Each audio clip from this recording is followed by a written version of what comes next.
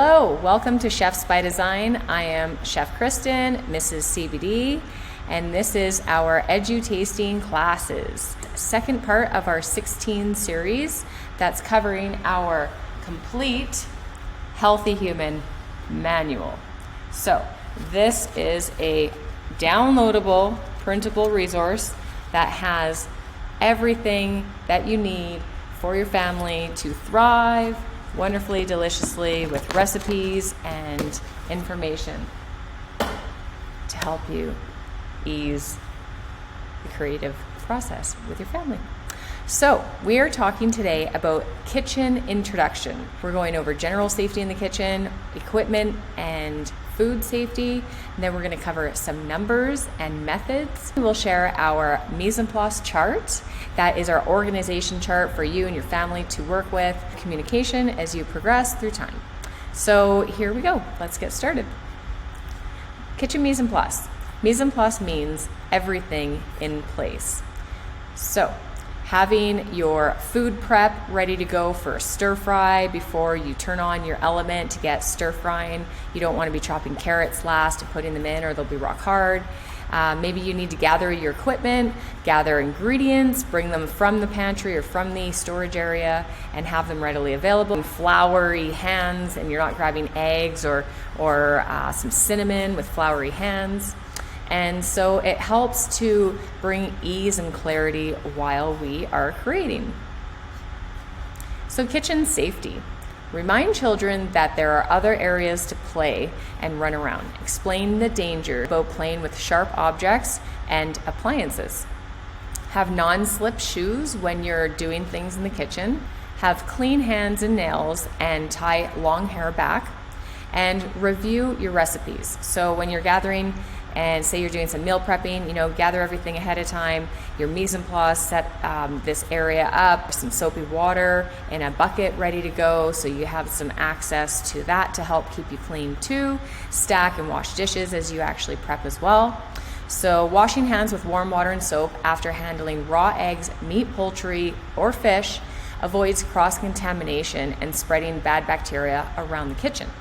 By securing a cutting board with a rubber mat or some wet paper towel that's being damp, and so you don't slip when you're chopping things, because a dull knife will have a deeper, rigid cut rather than a sharp, clean slice of a blade from a sharp knife. So walk with the tip down to the side of you. Clean spills immediately. It's very, very important to not let spills just get neglected. It doesn't matter who, doesn't matter how, clean it up, carry on. So towels, we like to have a few towels. We have wet and dry towels. Keep your dry towels dry, and especially if you're using them as an oven mat, fold a towel into 4 and then use it like a Pac-Man, but make sure it's completely dry because you don't want to have steam burn. If you do have cut or burn, definitely get some help and have Band-Aid or have a little kit ready to go so you're not also having to tackle that issue. So having some that are available will help ease the stress at the time. Lavender essential oil can help reduce the burn. It'll help cool it.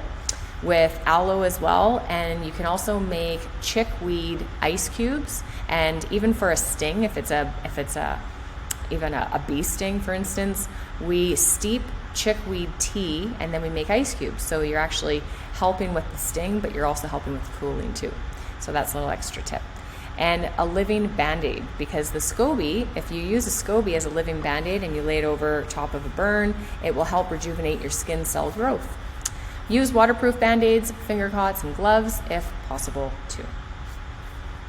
With kids around, cook on the back burner as much as possible. Pan handles should be pushed to the back and into the middle when not being handled, and if there is an accident or a spill that they knock over, then it'll be less likely to get on them. So equipment and food safety. Follow equipment guidelines and safety precautions at all times from the manufacturer. Always wait until the machines have completely stopped before you engage, and usually we like to have one person that is running the machine at one time. So be very, very mindful that who is around and how fast and slow and where hands are. Some machines have guards and some machines don't. unplug machines before you clean them and when they're not in use. Wash dirty knives as you go. Never place them and leave them in a sink on their own. And keep your knives sharp by honing in the blade with a steel at a 22-degree angle. So, FIFO, first in, first out. When you're bringing your products and ingredients home, rotate them. You can label and date them as they come in to help with that as well, to keep things fresh and moving along. Practice proper lifting techniques. Lift with your legs and not your back. Don't bend over and have an arch back. Really get down low and do a squat and lift up, especially for heavier potato sacks and onions, flour bags. Keep cleaning supplies out of reach from children, especially, and in a separate area away from food. And avoid cross-contamination. Cross-contamination means that if there's some type of pathogenic bacteria that could be present with, say, raw meat or dairy or fish or chicken, eggs, that we want to wash and sanitize completely the whole station and reset. So you don't want to be chopping up your lettuce for your egg salad with raw eggs and raw chicken that you potentially have preparing too. We suggest to completely avoid dented cans. I know that a good sale is hard to pass up, but there is potential botulism, which is life-threatening. When a can is dented, then the liner will potentially break through, which can cause rust and then can lead to a foodborne illness, potentially botulism. So we encourage that if you do have products from canned foods, that you do not use dented cans. Fish should not technically smell fishy. You can give your fish and your seafood a rinse, but really when in doubt, throw it out. Store items 6 inches off the ground and away from lights, so keep everything with airflow moving to avoid little critters and rodents.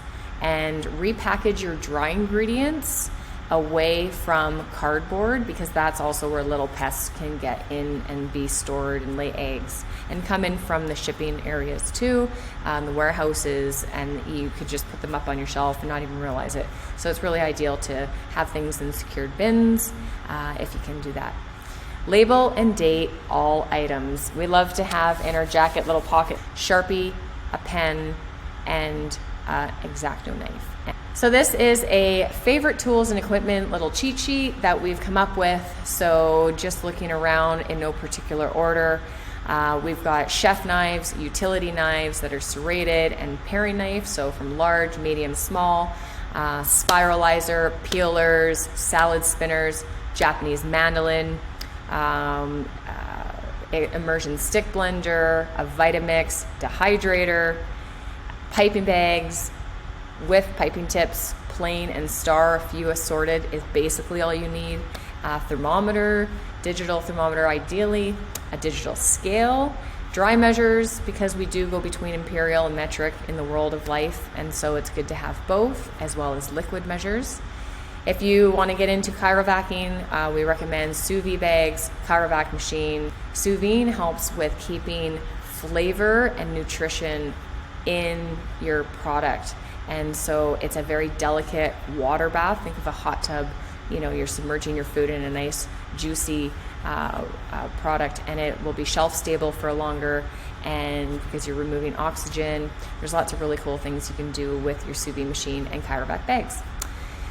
Cast iron and stainless steel pans by far are what we recommend, and life isn't perfect. There's a lot of aluminum and other types of material out there, but try your best. And we love to have spice grinder, the oven and freeze stable domes, candle wicks because we make candles, a French flat tube style rolling pin, fantastic, but any type of rolling pin would do. And of course assorted cutters. Cutters are pretty wonderful. We lip balm and massage bar type of vessels.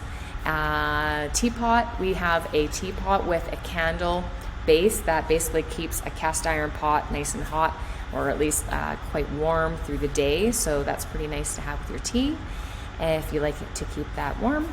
And plastic metal scrapers, and of course offset spatula. So different sizes for those, but the offset spatula is good because when you're sheeting out sponge or doing the side of a cake or however, it's really comfortable to have your knuckles not in the way when you're holding and gripping your tools. tools, equipment terminology. So I'm just going to browse through this, and you can just take a look through the alphabetical order to reference if you're looking to further your knowledge on or about these tools.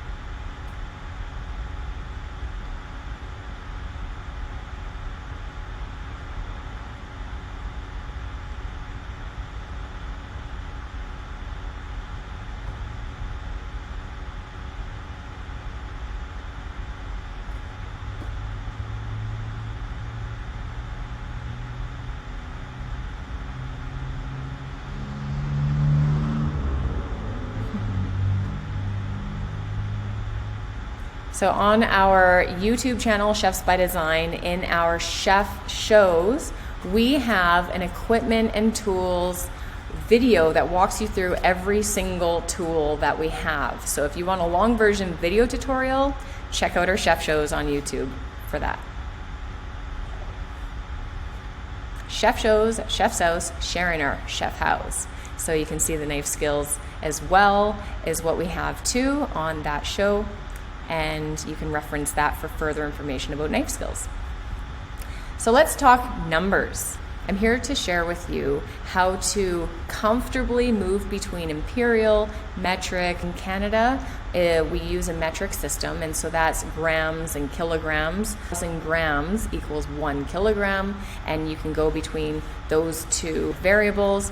Otherwise, in the imperial world, you've got cups and liquid measures and small measures and ounces and pounds. And so we also will learn and swing between Celsius and Fahrenheit for temperatures. So instead of giving you a full math tutorial on the basics of all of these units and all the variables, I'm going to stick to what we need to know for the kitchen industry.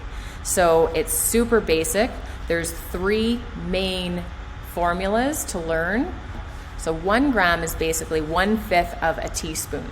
So 1 teaspoon is 5 grams. 3 teaspoons equals 1 tablespoon, 15 grams. 1 ounce equals 28.35 grams. Now, grams are by weight.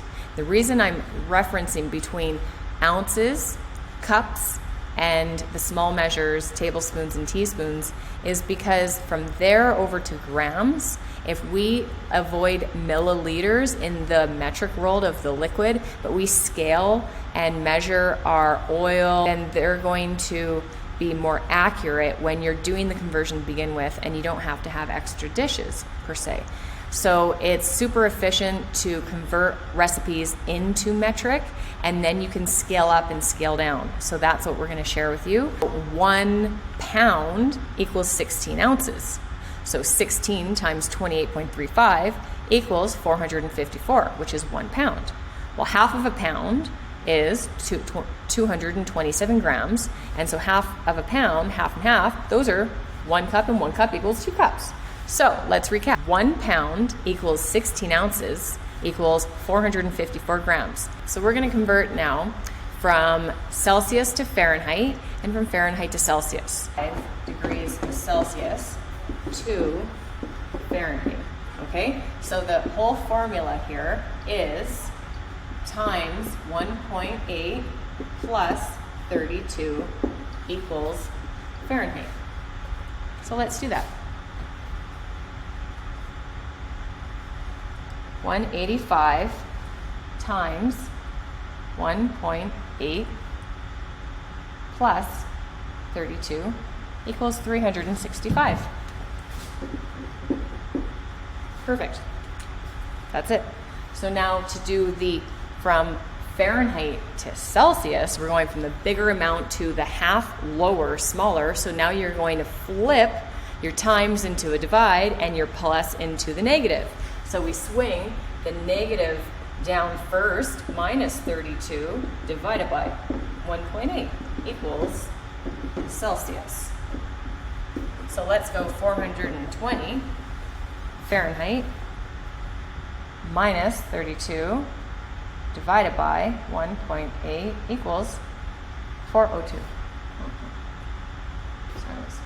So 420 minus 32 divided by 1.8 equals 216. So about half, right? And that's the gist for your Fahrenheit to Celsius, Celsius to Fahrenheit. Next formula to find a new yield of a recipe. So I'm going to jot down a recipe that I'm going to take from our handy book, and we're going to do this basic formula. New yield divided by old yield. Then you times each ingredient that formula number, and that comes up with your new weight. You check it by adding up all of your ingredient weights, and there you have it. If you need at the very beginning to overscale that amount you need, so say we're make bread and you want to make 12 buns at 50 grams, so you need to do that math equation. But then if you have a scaling error with your flour, or when you're dividing the dough, maybe a little extra goes here or a little under goes there, and next thing you know, you come up short with half a bun short. So if you're needing that extra bun, then maybe you go, 2,000 grams, if that's the main recipe amount, maybe go 2,020 grams, just to give you that scaling error. You do that at the very beginning when you get this formula. And then also the other little teeny tiny variable is that you have a 0.2 decimal spaces. So whether you leave it or whether you round up and only round that second decimal space, but if you do, that will give you the slightest within a gram, within a couple grams, depending on the size of mass that you're doing. So this is pretty accurate, as best accurate as you can get, but there's always variables in life. And 100 grams of eggs. It's technically 2 eggs.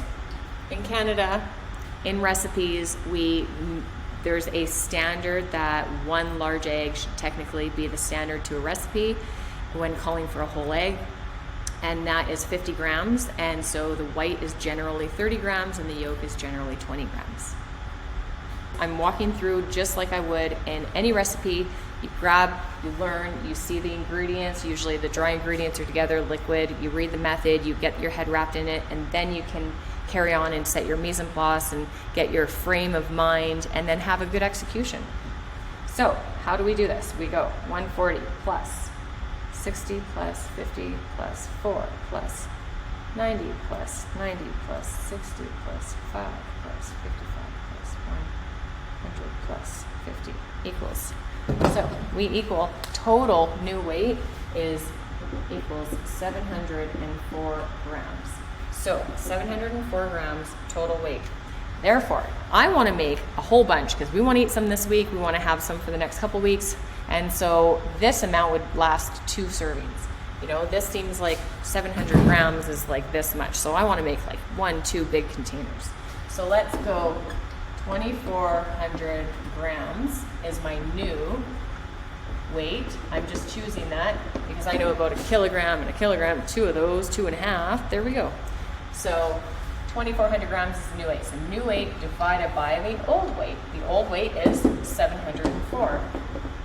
So therefore, this equals a number. And this is where we put in the 0.2 decimal space. So we do the math, we do the formula. I just chose 2,400 because that's where it felt nice. So that divided by 704 equals 3.40. Now I could leave it at with a 9. So I'm going to go 3.41 because that's so much a big 9. I'm going to do that. 3.41. 0.41. Now I put that in a block because then if I get called away, then I can come back to this and I know where I left off. A lot easier than just having numbers everywhere. Next, what I like to do is the next part of this formula and the last part before we check is every ingredient now gets times. So now I'm just going to put them all right here. You obviously don't need to do this in your recipe. So 140 times 3.41. So that's 477.4. So I could round up to 475, but I'm just going to leave it at 477. 60 times 3.41, 22.04, so 2.04. 50 times 3.41, 171, 4 times 3.41, 14, RD.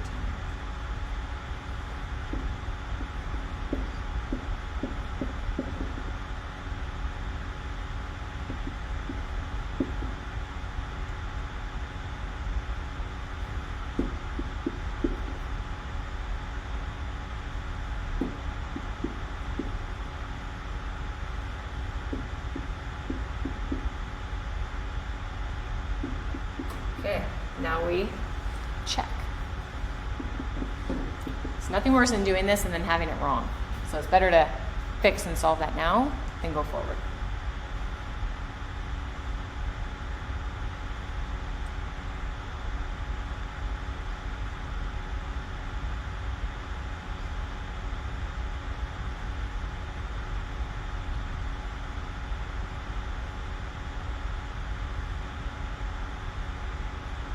All right, grand total is 2403. So my 2403, my point decimal spaces gave me 3 grams more, which is 2/3 of my thumb. So for that recipe, that's pretty darn accurate if you ask me. Okay, so if you're going to go from a large amount and scale down, technically this number won't have a 3 point something. You're not gonna have a bigger number of a variable number there. You're gonna have a 0.32, a 0.28, a 0.05. It'll be low, and then basically you add it up and you just do the same, and you can go up and you can go down. It doesn't matter. Next, we're going to talk about baker's percent. We can use a formula with knowing the weight we desire, and we can actually create a recipe out of it. So it's also really good to know because the inclusions in recipes and understanding how to balance and the variables with that is super helpful. So let's get started. The rule of baker's percent: flour equals 100%. So basic recipe of bread dough is flour, water, salt, yeast. So for instance, flour, water, salt, yeast. You can have honey and all other ingredients and cinnamon and raisin, but we're just going to stick to the basics for it right now. So we'll stick with our metric. Let's plug in, let's go 1,250 grams. Let's do a basic formula is 100% flour, 60% yeast, 2% salt, 1% yeast. So I'm just generally stating 960, I'm not totally sure. We'll go 42 and we'll go 33. So to find the percentage of each ingredient, we know that flour equals 100%. So we put in flour automatically. From here, now we're going to take the water, and the water is going to go up against the flour. So water, if we see the two numbers together, we're going to go up, over, and down. So when we go up, we divide, and then we times by 100, and then it equals our new weight of water. So to find the ingredient, the formula states and it's right here printed for you. So the weight of the ingredient divided by the weight of the flour times 100 equals the percentage of the ingredient. So let's talk that out. The weight of the ingredient divided by the weight of the flour times 100 equals the ingredient percentage. All right, so let's do that. So 960 divided by 1250 equals times 100, 76.8, so 77%. All right, now we're not dealing with the water. Now we want the salt, right? Now it's the salt is up against. So do you see where we eliminate the water section and it's now the block of salt? So salt, 42 divided by 1250 times 100 equals. So let's do that. So 42 divided by 1250 times 100 equals 3.36. So I'm going to go 4 for right now. And then 33, so 13%. So because flour equals 100%, you're always going to get a percentage number that's well over 100. So this is added up, 100, 70, 81, 91, for 194%. So we can take this further in the industry, which we don't need to do right now, but technically we can find the total weight, the total percent, and then with the flour weight and understanding one ingredient and knowing flour's weight and flour's percentage, we can actually come up and take this math further. But for the most of it, this is the idea. So we can see that 77% water. If it's over 60% on that average bread dough recipe that we generally base off 160, 2 and 1, well, 77 shows you it's going to be a pretty moist recipe. So maybe this is a ciabatta recipe and it's going to have a long fermentation and lots of alveoli, big air cell bubbles, and we're going to have a nice chewy bread dough and a nice crispy crust. So that's the understanding of that. We want to find the weight of the ingredient, okay? Percentage divided by 100 times the weight of the flour equals the other ingredient weight. So therefore, 77, now we're going up, over and down. So we're going to go into each one of these. So we're going to take the total new weight that I want to make is, let's say, 4, 4, 4, 4. We want to make a big head of dough at 4,444 grams. So the total weight divided by the percentage times 100. So 4,444 divided by 194 times 100 equals 2,290. 2,290. Now, we don't need to worry about that full percentage or that full weight, right? So I'm just going to do a light scrap there. We're looking now at the 77%. 77 times 100 divided by 2290 equals the water weight. So the percentage of the ingredient divided by 100 times the weight of the flour equals the weight of the ingredient. So let's show you that. Ingredient percentage divided by 100 times the weight of the flour equals the weight of the ingredient. So do you see how the formula just reads itself out? I know. Welcome to formulas, right? Okay, so let's do it. 77 divided by 100 times 2290 equals 1763. Let's keep that blue. 4 divided by 100 times 2290 equals 92. 13 divided by 100 times 2290 equals 298. Now, how do we know we did right? We add it up and we see how close we get to our total. Equals 4443, off by 1 gram. That's pretty darn accurate to me. So our new weight is only 1 gram off from this guy, so that's checked to be correct. There is your basic math.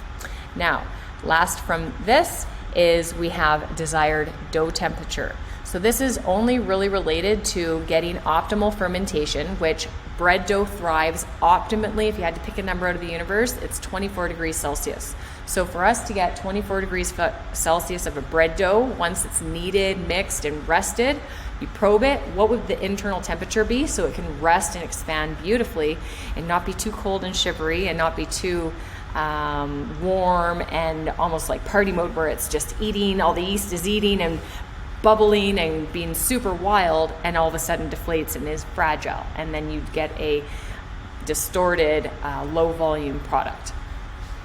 So let's get it. So the best way that we find the desired dough temperature is through water. We have the main variables, your ingredients, flour, dry ingredients, wrapped up into one temperature. We have the room temperature because maybe the dry ingredients are a little bit different in temperature. Maybe you just grabbed it in from a storage room and it's a little cooler. So there's different temperatures. Otherwise, you check the thermostat, you can probe the thermometer into your flour or into your dry ingredients. So flour temperature, room temperature. We have friction factor, and we put in a special number here, and it's a 6 degree because that's the friction of kneading of the horsepower going round, the revolutions per minute in a mixer. What we relate, we have a special variable number that we use, so we plug in the 6 right off the top just to show you that here. So we have room temperature, flour temperature, friction factor, and then water temperature. So we want to find the water temperature, and this is the question mark. So we start with knowing the desired dough temperature, and then we learn and find out what the base temperature is. So optimally, let's go with 24. So 24 degrees Celsius is what we optimal desired dough temperature. That's what we want to finish with. So we have 3 main variables. This is a small number, so we don't include it. 4 times 3 equals 72. So 72 minus the flour temperature, minus the room temperature, minus 6 equals the water temperature. That's it.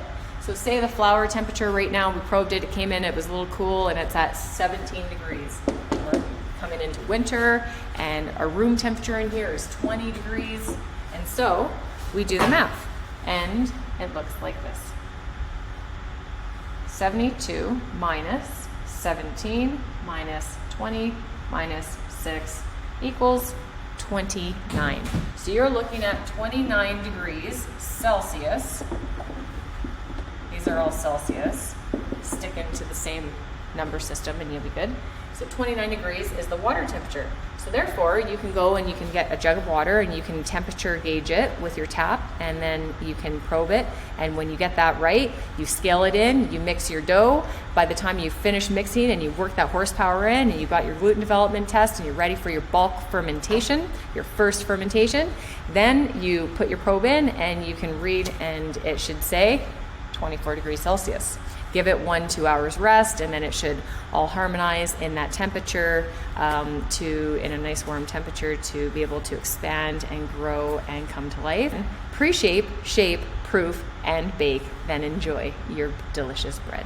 Okay, so kitchen methods and terminology, and you can just take a look to see we have alphabetical order in 4 main sections. So, and the first stage of dicing, portioning. Second stage could be juicing, fermenting, infusing, curing.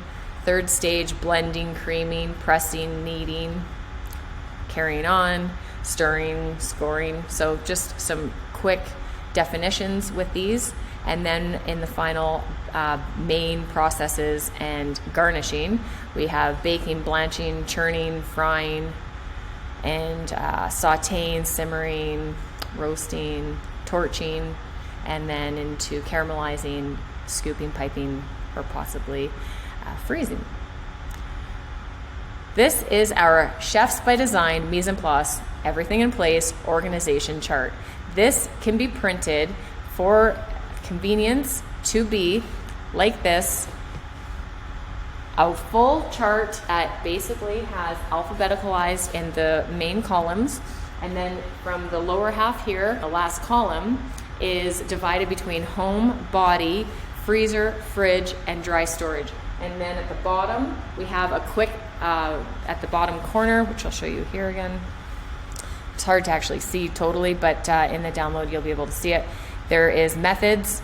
This is gathering, ordering, and projects. So between you and your family, you can utilize this with a dry erase marker, and you can mark this up and keep a communication. So green means that it's full, yellow means caution, it's getting low, get yourself organized to be making some more, and then red means we're out, so time to make some more and get ordering things So hopefully that helps, and you have a lot of space to add, customize, write in. And an extra tip, if you want to, once you print and have this laminated, then you can put some clear tape down the strips, and then as it ages from the dry erase markers, it stains a bit, and so you can take the tape off and reapply, and that can keep your laminated chart longer for lifetime. So recipes. We have over 250 beautiful recipes to share with you.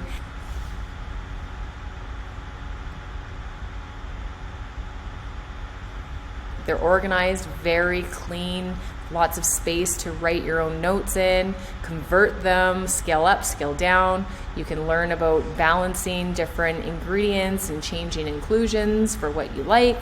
Maybe you'll prefer one hummus over another hummus, or some certain types of chocolate mousse or truffles and crackers, for instance. You know, there's not just one style. So we tried to make this index nice and clean, referencing so you're not scrambled by the ingredients that are suggested in the names. And grains should be in some way soaked and sprouted, and you learn that through the theory and then with the recipes that complement too.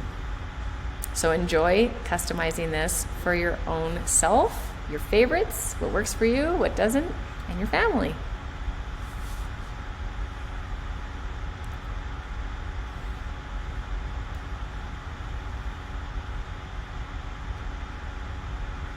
And that's it. Thank you very much for your time. I am Chef Kristen of Chefs by Design. Take care.